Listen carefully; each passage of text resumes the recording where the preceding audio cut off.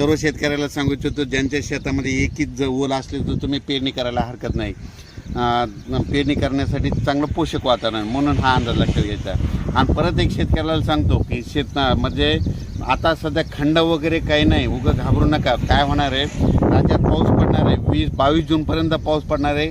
आज या तालुक्यात पडणार आहे, उद्या दुसऱ्या तालुक्यात पडणार आहे, म्हणून हा अंदाज लक्षात घ्यायचा. सर्व शेतकऱ्याला सांगू इच्छितो की राज्यामध्ये फक्त 15, 16 आणि 17 जून दरम्यान थोडी उघाड राहणार आहे, पण विदर्भात मात्र पाऊस पडणार आहे, म्हणून हा अंदाज लक्षात घ्यायचा. एकंदरीत राज्यात परिस्थिती बघितली तर राज्यामध्ये पश्चिम महाराष्ट्र, मराठवाडा आणि तसेच या भागामध्ये 12 जून, 13 जून, 14 जून, 15 जून दरम्यान ओढे नाले वाचतील तसा आणखीन एक पाऊस पडणार आहे. काही काही ठिकाणी वाहुणी पडणार आहे, मुसळधार, कुठं रिमझिम, कुठं पेंडवालता पाऊस पडणार आहे, म्हणून हा अंदाज लक्षात घ्या.